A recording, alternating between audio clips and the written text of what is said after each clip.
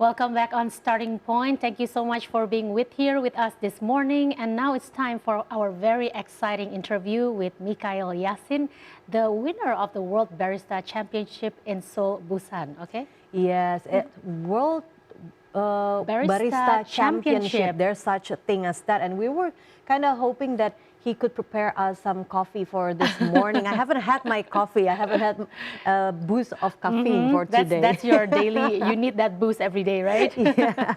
But we have this brief profile of Mikael Jasin of Indonesia earned the crown of World Barista Champion on Saturday, leading a fiercely competitive field of 53 competitors from all over the world. We'll all discover how practicing mindfulness will elevate your personal experience. With a finals routine built around the concepts of meditation and mindfulness, Mikael Jasin became the first barista from Indonesia to win the prestigious title and the third World Barista Championship from a major coffee-producing country in the past 4 years in Busan, South Korea. Jasin succeeds Boram of Brazil as the reigning World Barista Champion.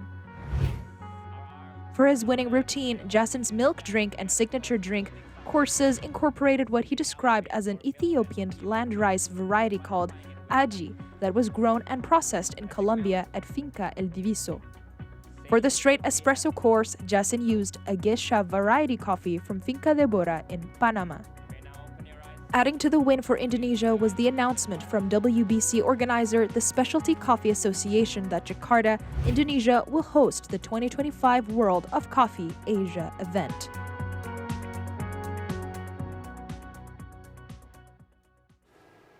So Indonesian barista Mikael Jasin finally won the World Barista Championship 2024 in Seoul, Busan, and we have him with us via Zoom today. Good morning, Mikael, or in short, Miki. Good morning. How are you? You're currently on the way to? I'm currently on the way to. I'm flying out today, so I'm sorry I can't join you. But thank you so much for sparing your time with us this morning. Well, first of all, congratulations, Miki, for winning the WBC.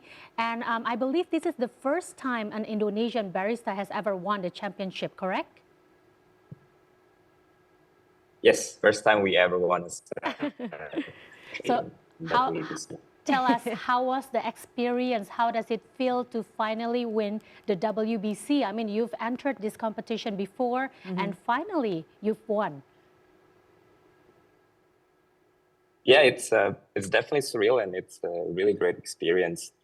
This was my third time in WBC, but the journey started 10 years ago, and it feels good to finally win, and I think more than anything, it's also great for us, for Indonesia as a country, to have this recognition, and it will hopefully benefit anyone from the farms all the way to the baristas who are making coffee every day. I think it was well deserved for you to win the WBC. And I'm going to tell you a little story about how I met Miki for the first time. It was years ago, and I didn't know. I always loved coffee, but before I met Miki, I didn't know which good coffee is. What is a good coffee? What defines a good coffee? So I think I can say personally that it is very well deserved for Miki to win the World Barista Championship. And then you can tell us, what's the preparation for you to go to this year's World Barista Championship, if you compare it with your previous experiences as well? So it's a yearly competition, and to be able to go to the World Championship, you have to compete at the regional level, and then you have to win your national level, and then you get to compete at the world stage. So for a lot of us, that means about 6 to 8 months of preparation, of presenting, of trying to make a good coffee, trying to find ingredients, milk, things like that.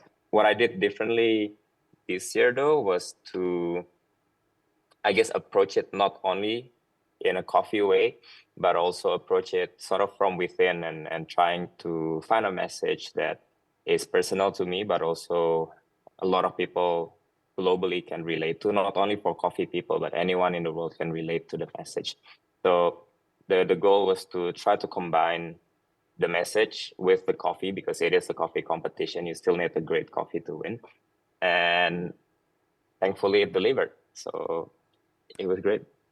Well, I mean, like coffee, it's simply coffee for some people, but you make it so personal and just like a, you know, a really unique experience. Can you also share with us, so what inspires you to make this coffee creation of yours? And please also tell us about this coffee creation that made you win the WBC. Sure. So the theme was mindfulness, and it came about because as a coffee competitor, we go through, or any hospitality worker really, we go through of working behind the bar, or if you're a chef behind, or starts is behind the bar and also customer facing, and then you go to training. So that's a lot of hours that you put in, but you don't put a lot of hours to rest, to take a moment and enjoy your achievement, or take a moment to really reset and recover. So it sort of started from me feeling burnout and me finding way back to passion. But the journey was trying to be mindful of the energy that I spend on something, the resources that I spend on something. And a lot of that comes with breathing and meditating. So I wanted to deliver that message, but we have to tie it into the coffee. And so I use coffee and ingredients that are both processed with the power of the mind. So I talk about mind, body, and soul, and then how to harmonize them. So the first coffee that I used was a coffee that was processed with a lot of mind power. So the farmers really try to think of a way to improve their coffee. Whereas there's the other coffee, which is for the espresso course, I use a very minimum processed coffee to symbolize our soul, because our soul, it is bare, it is clean. There are no things that sort of mask it. So kind of like espresso, you just drink it as black coffee. You don't have any other ingredients to mask the flavor. So that's how I tie them in. And yeah. Well, that must be both as a coffee competition perspective and also it. But I wonder, Miki, where do you find your inspiration to make this creation? I remember watching your video on YouTube, and it didn't even sound like a coffee presentation. It sounded more like a therapy almost. So I'm really curious how like what make you come up with this way of presenting it? In a way, it's really sounded more like like therapy, really. Yeah, well, we wanted to present something different, and normally coffee competition, you talk a lot about coffee innovation, which is important and it's great. But we wanted to be personal as well, because at the end of the day, you enjoy coffee, and coffee is a great gateway to us being mindful or enjoying ourselves. So I've been working with a great therapist, a great psychologist for the past year and a half, for a lot of different things, for work burnout, to be a better person. But one of them was to compete as well. And a lot of the techniques that we learned during therapy, we applied in this presentation. And I think it's great because, as you said, it didn't feel like a barista competition. I could have cooked, I could have brewed tea, but the message was still delivered. No wonder. I mean, like, you really put that into practice, and you really put that, what you've learned, into the coffee making and into the coffee presentation. Yeah, and I believe that is one of the points that how you stole the judge's heart as well with your creation, with the mindfulness, because the way that you talk about it, it explained to me that, yeah, coffee is something that can give you some mindfulness as well. It's your me time. It's also personal. And you also picked out, you mentioned about the ingredients, but you use cocoa from Indonesia, but not the coffee beans. And why is that? So why not Indonesian coffee beans was because I've done it in the past. So my previous WBC, it was a WBC in Milan about 3 years ago. I used Indonesian coffee beans, and then we talk a lot about Indonesian coffee. And so that's one. And then secondly, Indonesian coffee beans now have a platform of their own. So there's a competition for coffee beans called Cup of Excellence. And then this is where the green beans and the coffee farmers can shine. So because of that, I wanted to represent Indonesian barista, because then Indonesia, we're unique, right? We're a coffee producing country, but we're also a big coffee consuming country with a lot of baristas. So I pick and choose that, and I still want to use an Indonesian ingredients, obviously. So I pick a cacao nibs from Berau in Kalimantan, which was processed and roasted and brewed with similar level of attention to details that specialty coffee is commonly processed and brewed. So I still need to, put in my roots, right? The Indonesian roots into the presentation somewhere. And then just so happened that the cacao nibs was our answer to that. We're glad for that, Miki. And I'm just curious, from your perspective now, speaking of the coffee beans in Indonesia, what do you think is the standard of our coffee beans at this point? And how do you think we can make our coffee beans quality better for the international consumption? Yeah. Well, it's definitely one of the best ones up there. I've used it in the past. I've done pretty well with it. Maybe not necessarily to win, but it's definitely one of the best ones out there. Barista competition is scored in a very specific manner.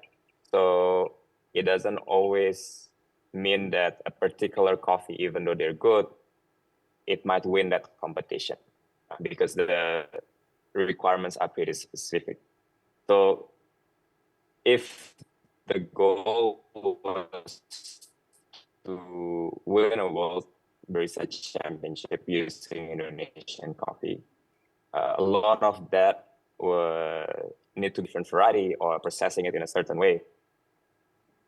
But we just have to work a few more years to get it to that level. It's, as I said, it's quite specific. So currently the way we do it is mainly for export. It's still great quality, but maybe not specifically for barista competition. And with coffee, because the harvest only happens once a year, it takes 3 to 5 years normally when you try to apply something and to really see it take effects. So yeah, I don't think we're far. We just need to intentionally go to that direction. Okay. We are going to talk more about the coffee trading business, especially that you also have some business with that. But before that, I want to ask you, like, after winning this World Barista Championship, did you get the trophy? And where do you put the trophy? I did. It comes in a very nice box, so I can travel with it. Currently, it's just sitting in my living room. In the box. I haven't really figure out where to put it. Like, I have a cafe, maybe put it there, but I don't know. I like keeping it close to me. Aww. You don't hug it at night, right? No. Do you see it like every time you drink coffee? So after winning, what's next for you? What's your next dream, your next goal, especially to be in this business, to be in this coffee industry for you personally and for the coffee industry in the bigger range in Indonesia? What is it? Yeah. Well, it's great because winning means that you get a bigger platform to deliver the message that is important to you. And for me, is to repeat what I actually said in the past, that coffee is an agent of change, has this power to change people and change the livelihood of the people that it touches. And that spans from waking you up in the morning, or if you're a barista, then that's your livelihood. Or if you're a coffee farmer, then your life really depends on coffee, right? You have a harvest, then if you have a good one, you'll be set for the next year. So hopefully I can use this platform now to amplify that message louder to the global community. We've been doing that work, not just me, but the team as well. We've been doing that work in Indonesia and sort of globally, but maybe not as much. And now we have this platform that we can use to really amplify the message and help as many people as we can. And well, we are very proud. I mean, finally, you put Indonesia in the map at the international scale as a barista. And I'm pretty sure now you have inspired so many young baristas out there who want to be an even better barista and even win a world championship like you. What messages do you have for those people who are currently still working in a cafe and just thinking like, what can I do more in this field? If maybe one day I can join competitions like you or even open a cafe, what messages you have for them? I think it's based on my personal experience and how I achieved this, it's one, to dream big and to keep the dream alive. But then when you dream big, you have to work big. So just grind it out every day, put in the work, and along the way, you might feel like it's boring or it's tiring. But if you keep the dream alive and you keep remembering why you started that dream, eventually you'll get there. It took me 10 years. Some people, it takes them a lot shorter. Some people, it takes them a lot longer. But you will eventually get there as long as you keep putting in the work. So it's pretty simple, but it's not easy to do. 10 years is a long time. Yeah. And I know that Mickey has been a barista since he was studying in Melbourne, right, Mickey? That's a long way. And you must be like fallen in love with coffee for a long time. And okay, I have just one last question. This might be like the hardest question from all the other questions. All the others really? that we already asked. Go ahead, Icha. Have you had your coffee today? No, I haven't actually. What? Why? It's well, one of the research that I read states that you probably will have to wait a couple of hours after you wake up to consume any caffeine because it sets your circadian rhythm better. So normally when I wake up in the morning, I'll work out, do a bit of meditation, and then the coffee will come in a couple of hours later. And that way your circadian rhythm is better. So you get better sleep, you can wake up earlier, you can sleep faster. So yeah, I haven't, but hopefully in an hour or so I'll get my coffee. Oh, wow. That is absolutely like a new information for me. And Mickey, just one tiny last question. Tell us, what is your favorite coffee? What is the favorite your best coffee? Well, I drink a lot of filter coffee. I don't drink espresso that much, even though I'm an espresso competitor. But the best coffee, I don't know, it changes. I think more than the type of beans is when I drink it. Sometimes when I had a pretty good morning and then I take a moment to drink that coffee, irrelevant of what's inside or the beans, that moment is the best moment.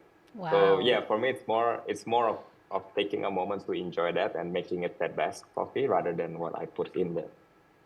So it's not just coffee, it really, like changes your day. Yeah. It makes, it makes you fully energized and it changes your mood and everything, right? Yeah. So for the coffee drinker. Yeah, it's not only coffee. Not instant, no instant coffee. All right, Mickey, thank you so much for our chat this morning. It's so pleasant to have you this morning and all the best for you and your future.